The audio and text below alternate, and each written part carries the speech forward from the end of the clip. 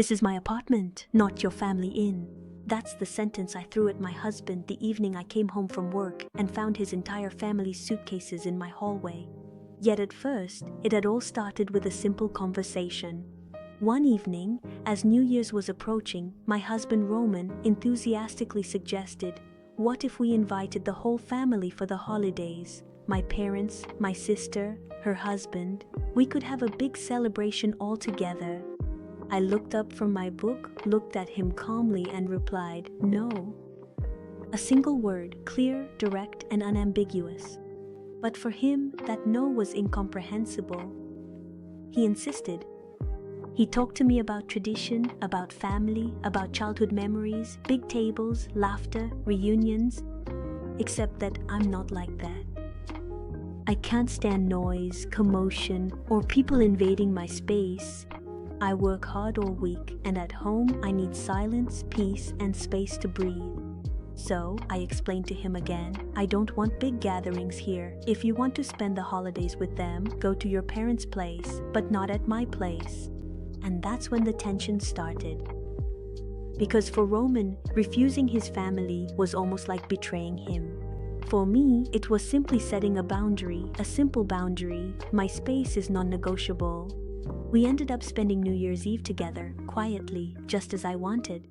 I thought the matter was settled. I was wrong. A few months later, he brought it up again. This time, it was about his sister Helena. She was looking for an apartment, and according to him, she could just stay with us for 2 weeks. 2 weeks. I refused once again. Not because I hated her, not because I was cruel, but because I knew very well how these things end. Just a few days turn into weeks. She won't be a bother, becomes a permanent presence. And above all, once you give in on these boundaries, they make you feel like you no longer have the right to set any. So I said no again. Roman got offended.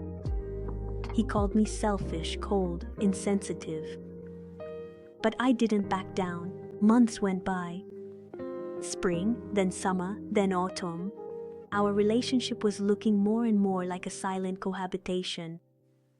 We spoke little, we lived side by side, without real closeness, without real exchanges. And then one evening I came home from work exhausted. I had had a hellish day, meetings, reports, complaints from clients. I was dreaming of just one thing, getting home, closing the door, cooking something simple, and not talking to anyone. I opened the door and there I froze. In the entryway, there were 4 big suitcases, bags, packages, stuff everywhere. My heart started beating faster. Then I heard voices in the living room, laughter, conversations. I walked in and saw them, my husband, his sister, his parents, all comfortably settled, drinking tea as if they were at home, as if I didn't even exist. His mother greeted me with a big smile. "Ah, there you are at last. Come, we were just having tea." At that moment, everything inside me froze. I looked at Roman and said to him, "In the hallway, right now." He followed me, visibly uncomfortable. I pointed at the suitcases and asked, "What is all this?" He looked away and then came out with the worst possible line. "They showed up a bit unexpectedly. I couldn't just leave them outside." Not leave them outside, I had warned him. Once, then twice, I had told him clearly that I didn't want anyone in my home. Never without my consent. And despite that, he had his whole family come to my apartment while I was away, probably hoping that, caught off guard, I wouldn't dare say anything. He confronted me with a fait accompli. He chose his strategy, forced the situation to make me accept it. So I exploded. "This is my apartment, not your family inn." "Yes," I yelled. And no, I don't regret it, because at that moment it was no longer just about visitors. It was about respect, trust, betrayal. I asked him how long he planned to stay. He hesitated. Then he murmured, "A week, maybe a little more." A week. Without consulting me, without my permission. In the apartment I had inherited from my grandmother, the one that was legally in my name, I felt something inside me break for good. So I walked into the living room. I looked at each of them one by one and said in a perfectly calm voice, You have 30 minutes to gather your things and leave this apartment. The shock on their faces, I will never forget it. His mother put her hand to her chest as if I had just committed a crime. His sister was immediately outraged. But Roman invited us. I looked her straight in the eyes. Roman does not have the right to invite anyone here without my permission. This apartment is mine. His father stood up, outraged. My husband came up to me, furious, telling me that I couldn't do this.